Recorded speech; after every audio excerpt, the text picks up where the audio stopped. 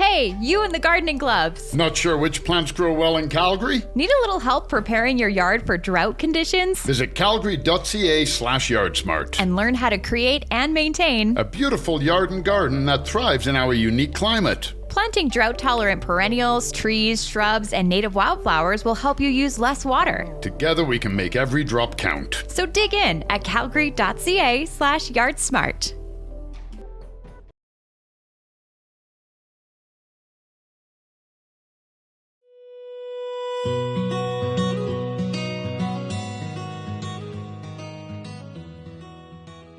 Welcome back to the Healthful Gardeners podcast. This week, my friends, we have a guest, a very special guest who we've mentioned a lot on the show, but now he's here in person. Now he's here in person.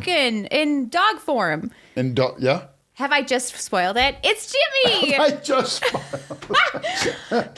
do you want to say hi to the camera? Jimmy. Okay. Come on. Nope, he's not going to pay any. Come here. He is so camera shy.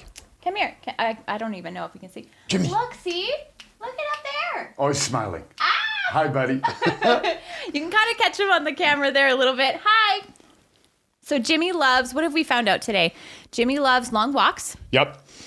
He loves naps. Yep. Oh, he's grumpy right now because he's missed all of his daytime nap. Yeah, he loves snacks. He loves every single person. Like, you try to go through the greenhouse and it's like he has to go say hi to everybody, Yep. hey? Yeah, he likes everybody, but he likes them.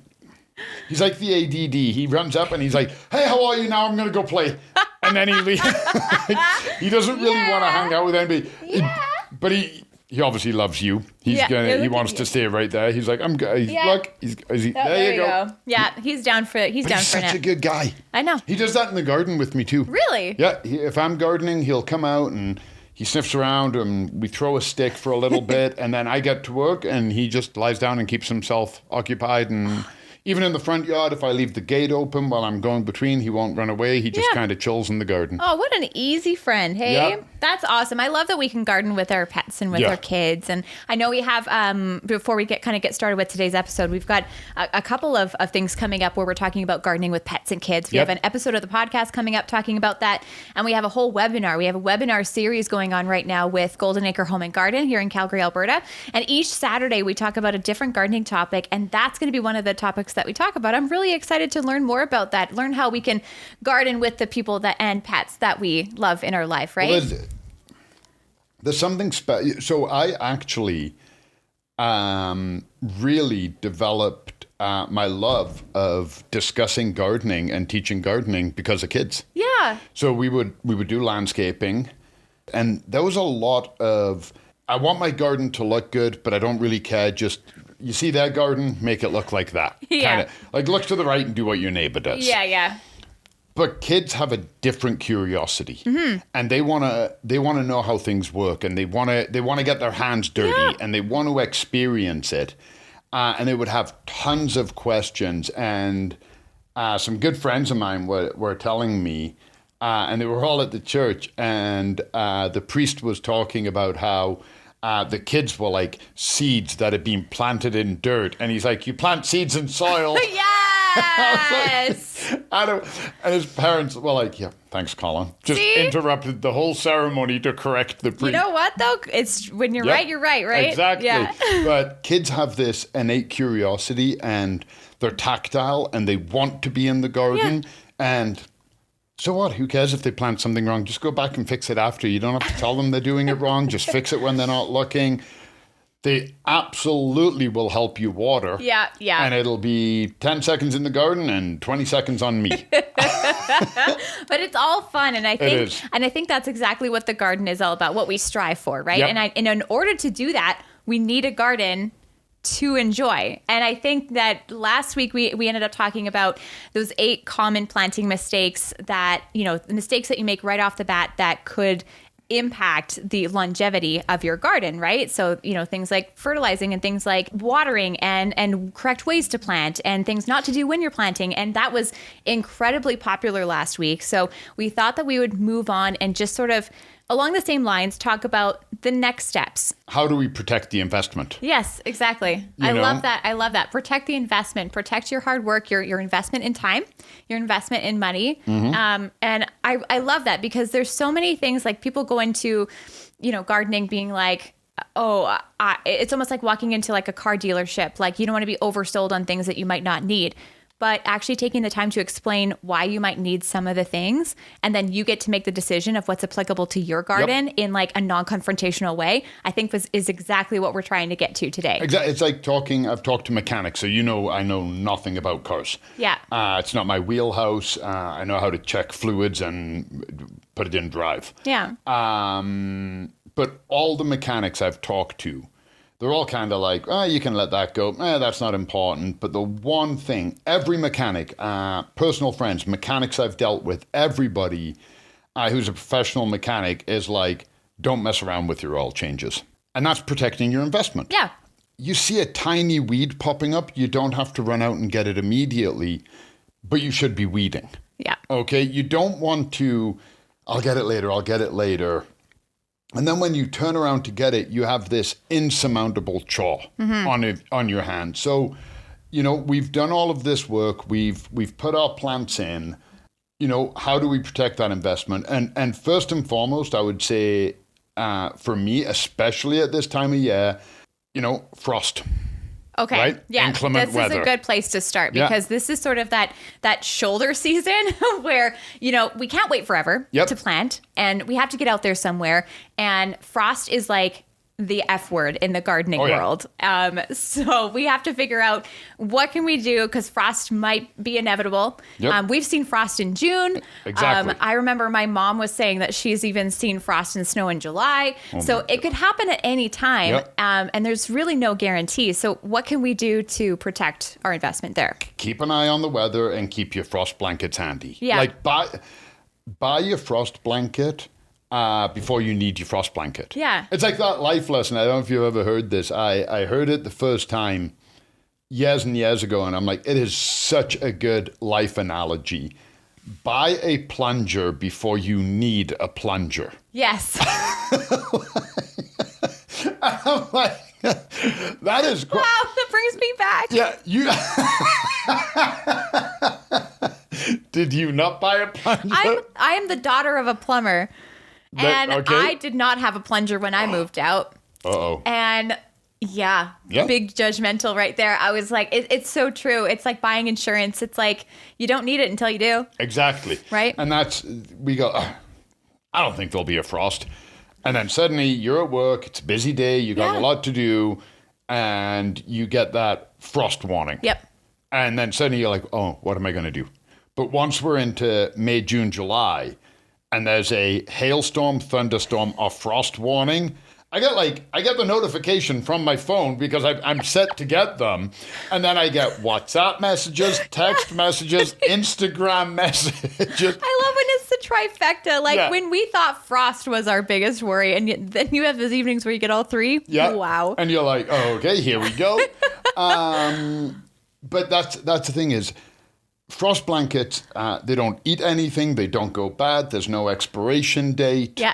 I have some frost blankets now that 7 or 8 years old. Sure. Some of them have got some holes in them. Yep. But you know what? I do. If there's a hole there, I layer it up. Yes. So that the frost can't get through the hole. That's it.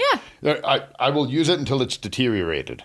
And they're not that expensive. No. So when you're in the greenhouse, and I get it. It's 20 degrees and it's sunny and you're going home to plant. You're not thinking of frost, but we have a full end cap of just frost blankets.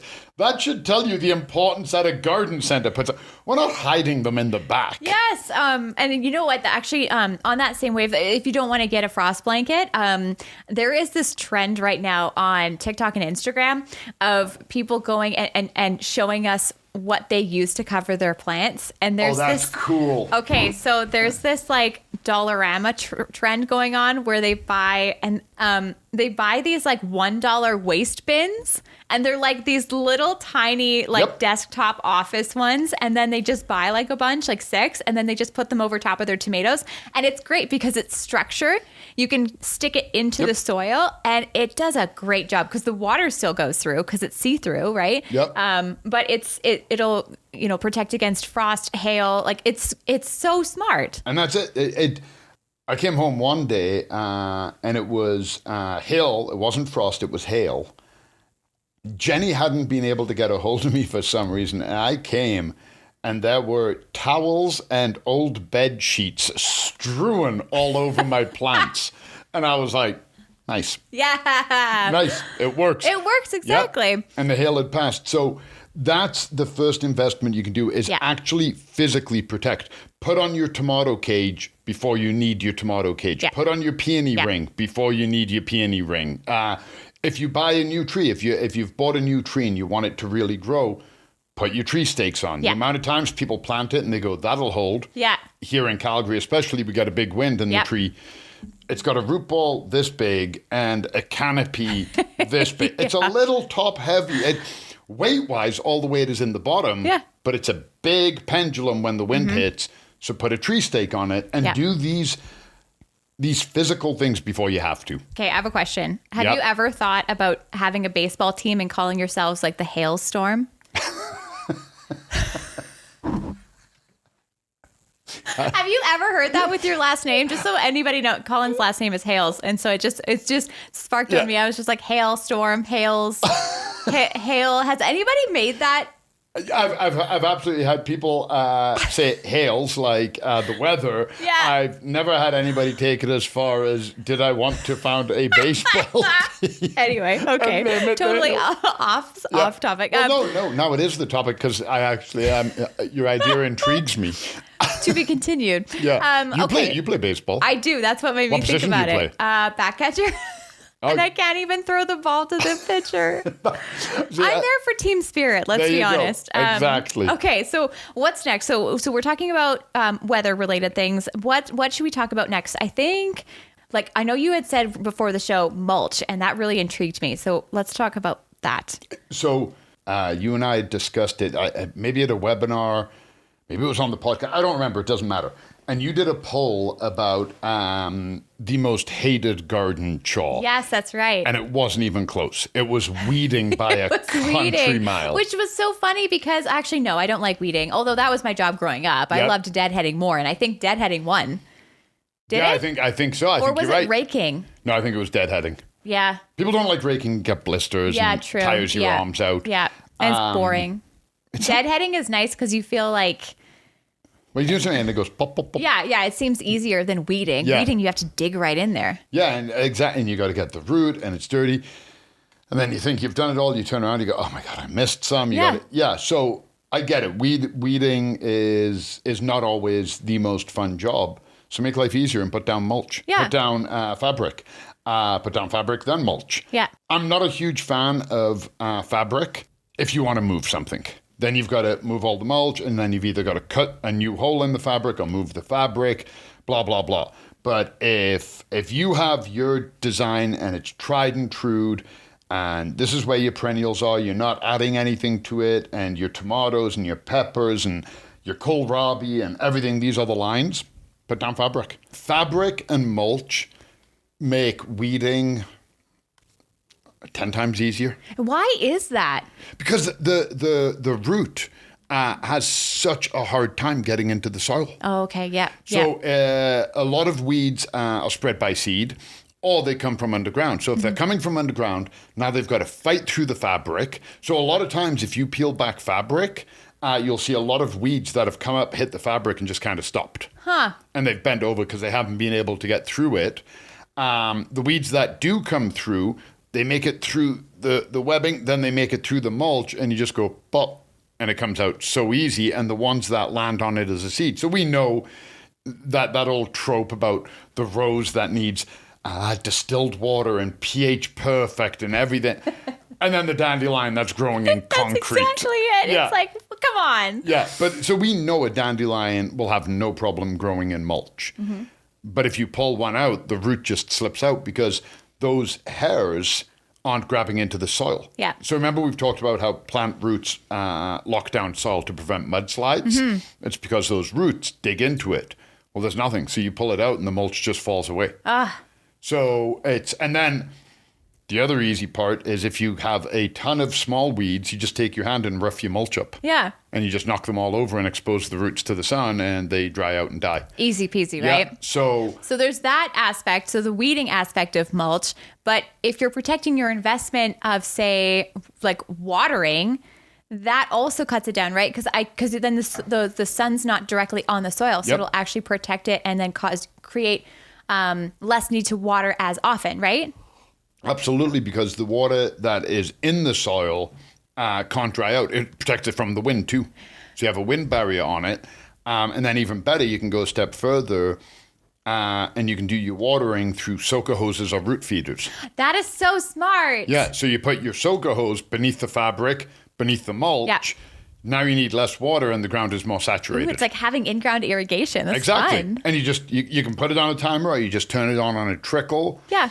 There's lots of benefits to mulch from a weeding aspect, from a water aspect, from an aesthetic aspect, a smell aspect.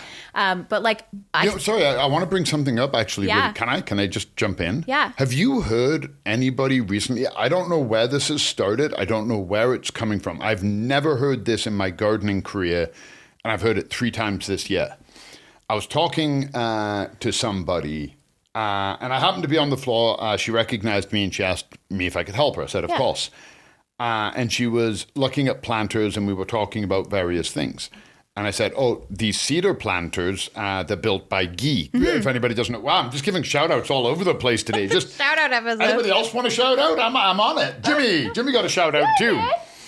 The guy, oh, it sounds so funny saying that. The guy who works for us, his name is Guy, Store Dad. Yeah. He built the studio. Yes, he did. Well, Guy built the cedar planters that we have downstairs. We built them in-house. So I showed them to the customer and she was like, oh, I can't plant in that. Why? And I said, oh, why? Like, is it too big, too heavy? Didn't. And she was like, well, isn't cedar poisonous for plants? Wait, cedar is a plant. Yeah, I know, but there are certain plants there are certain plants that can eliminate plants. But that's the third time. Who's saying this? I don't know. The third time this year. If it was poisonous for plants, why did they do cedar mulch? Yeah, it says cedarschemes.com says natural untreated cedar wood is completely safe for growing vegetables or other edible plants. So I'm not sure where this is coming from. Maybe if it's special treatment on cedar. So like say if you're using treated wood. Absolutely. Then it's not the cedar, it's the treatment. Yeah, exactly. So it's not the cedar itself. Cedar is a non-toxic wood, making it safe. So maybe we have to kind of change the narrative and say untreated cedar planters because maybe that's the part that is don't use treated wood. Gosh, no. Because I know, certain woods like pine and spruce are cheaper. Yeah. But they tend to rot a lot quicker. But actually, while we're on like containers and planters, and going back to mulch, should you mulch everything or like should you mulch container planters? Is there even a point? So I never have. Yeah, absolutely. Moisture. But you rarely get weeds in your container planters. Oh, yeah, that's true. You don't get a lot of weeds in them.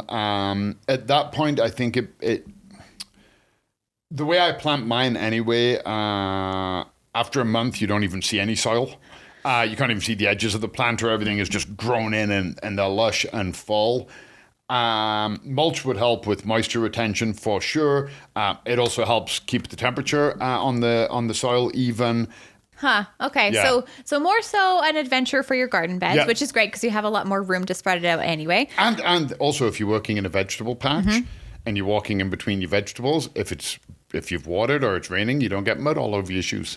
True. Yep. I like that. Yep. So there's lots of benefits for mulch. Let's just, before we move on, quickly talk about application of mulch and just a quick recap, because obviously if you've never planted mulch before, you're not sure how much to put down, that kind of thing. We talked about not using those big chunky wood chips. If you're using it for more practical use, you want to use that shredded stuff. Yep. Color doesn't really matter, but the depth does matter. And remind us how deep it has to be. 2 to 3 inches around your plants. If you're doing walkways or paths, anything you want. 2 to 3 inches. Is this big. much? This much. Okay, that's it. Yep. Yeah, I mean. And that's not much. No, it's really not. And it goes quite a long way. It also breaks down and feeds the soil. Like mulch is a very good thing. What else can we do in the garden to protect that investment? You know, we talk about it all the time. I cannot stress it enough. I literally cannot, because I think it confuses people. I think people go, I don't really know. Is it necessary? Fertilizer. Oh, yeah. Start a fertilizer program, Yeah. and again, start an easy one. Yeah. So I'm not gonna bother going into all the benefits of fertilizer. We've talked about that. I'll make it real simple. Fertilizer is good. Yes. See last episode to learn more about that. Exactly. Yeah. Don't over fertilize. If you have to, under fertilize, sure, but fertilize. But start a regime that's easy. Mm-hmm. Like if you know Sundays are your garden time, then find a fertilizer that says once a week and fertilize on Sunday mornings. Yep.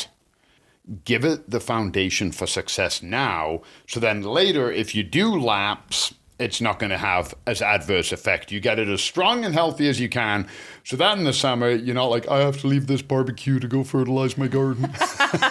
Some people would welcome that excuse. Yeah, I have absolutely used my garden as an excuse to get out of an engagement. What was that meme? I'll pop it up on the video, but it's like, sorry, I have plants. Yeah. Like, I can't go out tonight. I have plants. Did you ever see that one? It was a pretty famous one, and it's a write-up of why somebody left a hospital. And it said, patient left without stitches. They said, and it's in quotation mark, I gotta go take care of all my houseplants. I don't have all effing day to wait around for this. But apparently they needed stitches. He's like, no, I have to go home and take care of my houseplants. Exactly. And I'm like, that is so, but absolutely we have that as a reason. But there are going to be times where, you know, you're going to a wedding or there's a big occasion and you're like, oh my God, I didn't get a chance to water. But you're like, oh, I'm not even too worried about it. I watered yesterday. There's a ton of mulch down. Everything is super healthy. They will be fine until tomorrow. As opposed to being panic-stricken because your plants are limping along and barely hanging in there. Right now, we got the gardener bug. We're ready. It's spring. We're hyped up, hyper-focused on what's going on. Put down. That's why I said it's protecting your investment because you do all of the work now.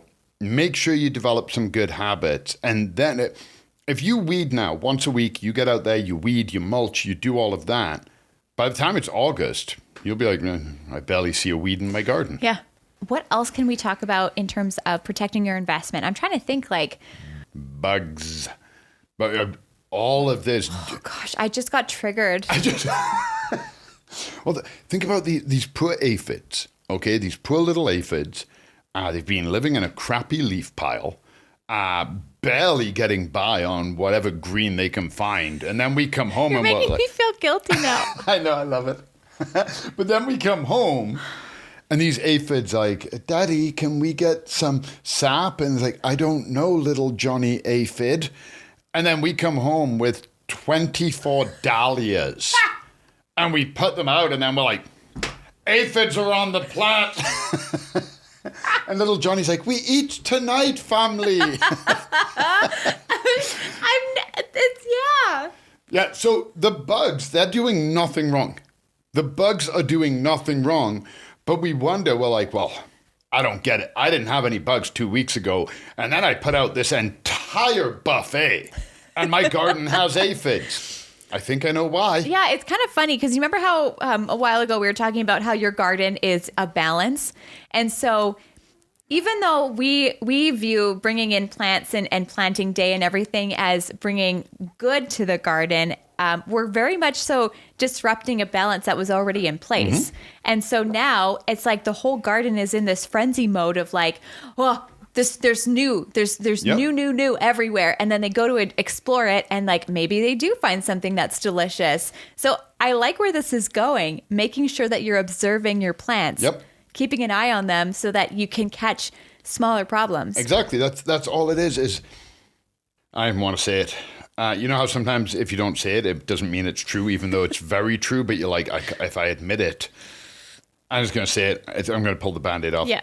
I have spider mites in my house. Yeah, I think I just heard a big gasp from our audience. I'm like, yeah. Anyway, but we can control our house, okay? We can control a grow tent, even control a greenhouse to a certain extent.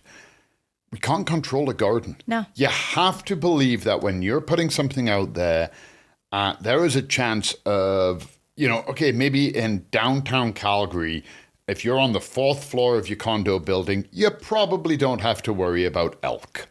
Okay? It's probably a safe bet. You don't have to keep an eye out.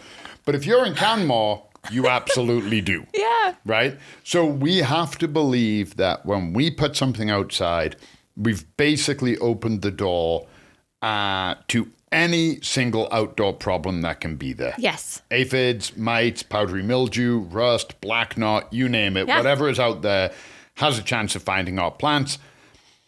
Did you ever watch the movie? The book was freaking phenomenal. And the movie was enjoyable. I'm not going to lie. The movie was enjoyable. It was very different from the book. You know when sometimes they fail a book?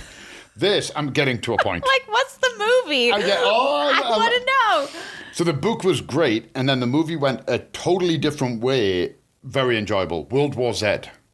World War Z. Wait, that was a book? Yeah. Book is amazing. I had no idea. Oh, the book is... Was it still about zombies? Yep. But the book is written really quick. Book review now. Give a shout out to a book. Why not? But the book is written from somebody who survived. And what they do is they go around and they interview other survivors. So in the book, the disaster is over. Yeah. Okay, they've managed to find a balance. And they're going around and they're interviewing other survivors and they're chronicling their stories. Mm-hmm. And that's how they're building the timeline. Wouldn't really work in a movie. So in a movie, they just cast Brad Pitt, who's a dreamboat, and then they just ran with it. Okay. Can I just say something? Yeah. I really loved in The Last of Us, which is also kind of about zombies. They actually had gardening in it. Did you ever see The Last of Us? I've never seen it, no. You have to, because there's a gardening episode, and it is the sweetest episode. But they garden, they get excited about gardening. And I'm just like, even in the apocalypse, we can love gardening. Yep. I think it'd be even more important. They found balance. Yep. It's good for your mental health. You're growing your own food. Yes. Right? So Sorry, back to World War Z and then back to the... Yeah. Right, so in World War Z, in the movie, if you remember, and this I believe is in the books as well, if somebody is sick or infirm or not healthy, they get ignored and the zombies are infecting healthy people because that ensures that the disease will continue. Yes. That's pretty much how the bugs are. Yeah. So if there's a plant that is diseased and it's not doing very good because they've already pulled all of the sap, all of the goodness out of it, they're like, look at that one. And that's why it can seem like our garden is targeted. Huh. That's why it can seem like, I don't get it. Every time I plant, I get aphids. They're going hand in hand. Yeah. So keeping an eye on it. And again, be prepared. When you come, if you know you had aphids last year and the year before, I got news for you. You're probably getting them this year. Yeah. So bring a spray. Yeah. Find out when the live ladybirds are coming in. Find out what other biological agents there are. Look around your garden. Do you have ladybirds there? Do you need to be panicked this year? Because normally, where there's food, there's a predator. Mm-hmm. And then there's also something to be said about, not overreacting either. So if you see one aphid, just make sure not to, go out and just spray it on down because you might have some beneficial bugs in your garden. So you might have a ladybug that will feast on that aphid and then you don't have to worry about it. And I really loved how you said with spiders, how spiders can be an indication of health in the garden. Maybe your spiders will lead you like a treasure trail to a problem on a plant that you do need to address. Spiders, ants. Ants probably are loathed in the garden more than anything else. Yeah. But if you see ants all over your tomatoes, they're probably harvesting aphids. Yep. Okay, so we're talking like protect your investment. Now I'm going to drop boardroom cliches. Let's be proactive, not react. I feel a good synergy. Garden synergy. Yeah. I love that. I hope we're all on the same page. Johnson, I see you over... There's always somebody called Johnson, I guess. But yeah, don't overreact. Have that little bit of preparedness. You're good. Yeah. You're good. No That's stress. what it's all about. Exact. No stress. It's garden time. No stress. Protect your investment. Protect your time. Protect all of the hard work that you've put into it. Protect your finances when you're gardening. I think it's all good tips, and I hope that you learned a lot from this week's episode. A way to rethink your garden, right? Exactly. Change the perspective. Work smarter, not harder, and do the best you can. And that does wrap us up for this week's episode. If you're listening over on Spotify, make sure to head over to our polls and question of the week. Give us your opinion. Let us know what you'd love to learn more about. We are on YouTube. We're on Spotify, Apple. We are on Google Podcasts. We're literally everywhere, as well as in Calgary, Alberta. So if you're in the area, come check us out. We're at Golden Acre Home and Garden. It's the greenhouse is thriving right now, and we're absolutely loving it. We're loving this spring series that we're doing on the podcast, and we hope that you'll join us for more fun next weekend. And I'm going to say bye to everybody, but you know what I'm loving? What? You know what I'm loving? Every time I go down on the floor now, I've had some people recognize me from either TV or the podcast. Yay! And people are stopping to talk to me, and I love it. Oh. I love it because it stops me doing the boring work I have to do. 'Cause then I can be like, I'm engaging with customers. No, please say hi to us if you see us. Absolutely. Don't be afraid to say hi. And if you see Jimmy, he'll say hi to you first. Exactly. Hey, Jimmy. Hey, I bet you most of the questions we get about this podcast are like, can we see more Jimmy? Yes. Well, I mean, considering the fact that they thought Jimmy was your kid, which, I mean, technically he is, right? Yeah, he's better than my kid. Yeah. I mean, sorry, I love you, Harry. Yeah. All right. Bye, everyone.